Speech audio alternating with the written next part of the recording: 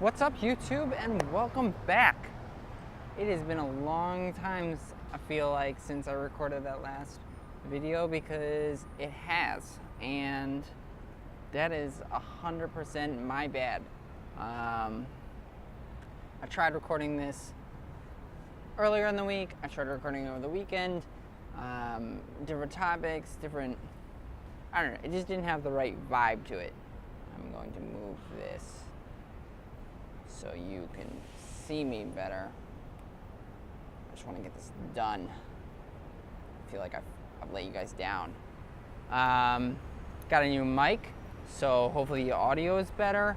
Got my thoughts finally down. I have been plowing through. I have been doing a lot of editing at work, and that is just consists of sitting in front of the computer more or less all the time. So about last week, God, thank you guys so much. Your feedback and your response to my first video was so genuine and like truly from the heart. I couldn't thank you guys enough. You know, it really meant the world to me, and that's why I feel a little bad that I'm taking so long coming on this second video. Which brings me to what I want to talk about today.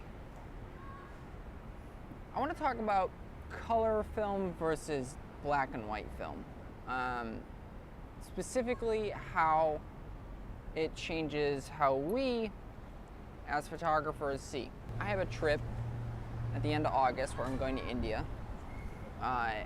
So I've been doing a little bit of experimenting lately and trying to find a color film that I like. You can't go to India and not think of color. It's just such a predominant characteristic of what the country is or what it's known for. So I had to at least consider some color options, and I have a few ideas of what I'm probably going to use, but I'm not entirely sure on that yet. But as you guys know, I am predominantly a black and white shooter, so color has to fulfill quite a few things for me in order for me to choose it over black and white.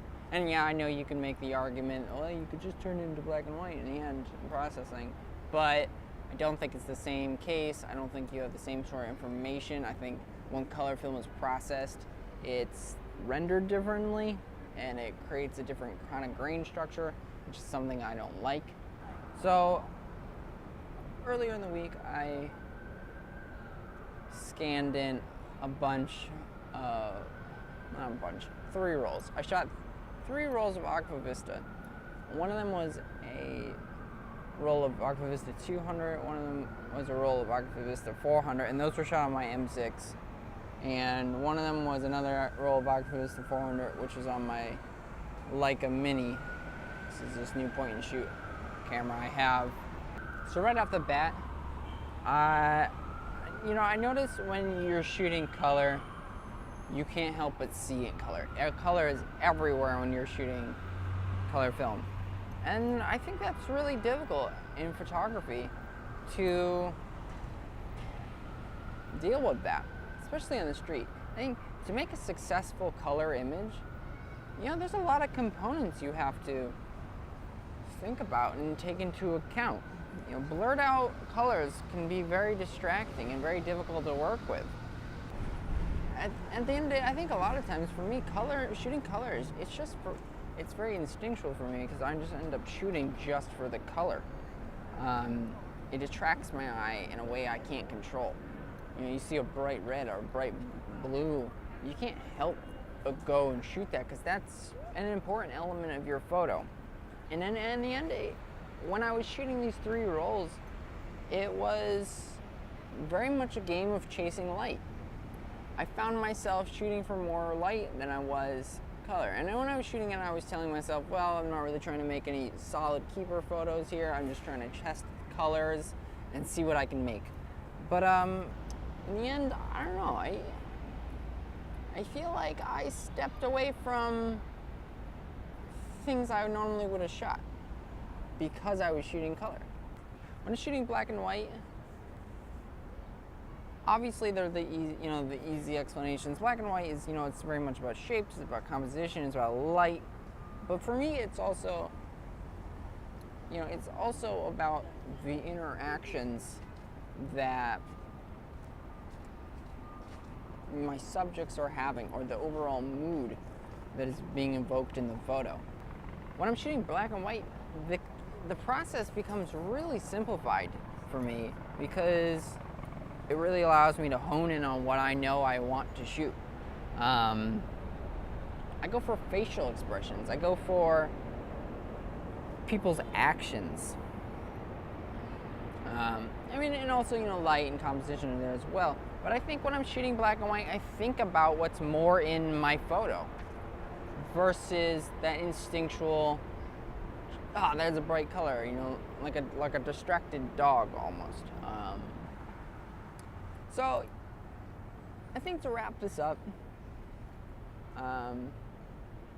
some general observations are black and white, I think a lot more, and I feel like I'm doing some favoritism towards it just because it's something that I know it's always in my camera, and it's just something I'm used to and I know and I can rely on. Versus color, I found myself shooting differently and in a way that I didn't like that I was shooting. I don't like that I get distracted by certain elements of the street and not taking into account of everything that's going on in the street. I think, that's a good way to put black and white. It puts everything on an even playing field, and nothing takes more importance than the other, and it gives every photo an equal opportunity to become a masterpiece. Does that make sense? Let me know what you think. What do you prefer shooting, and do you see yourself or changing how you shoot when you have black and white versus color in your camera? And do you notice a change in your vision? Also, what are your preferred medium or preferred films? And anyways, I'm getting off track. Let me know what you thought of this video. I know it's a little rushed. I know it's a little impromptu. I just really wanted to make sure I got something out of here. I've waited a whole week with no video, and that really bothered me. Anyways, like, subscribe, and let me know what you think.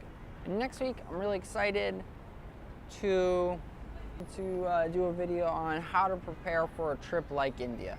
It's something that I encountered when I moved to Mexico, and it's something that I encountered when I moved back to New York. How do you prepare for something like that? Anyways, I'll see you guys next week. Hope you have a wonderful weekend.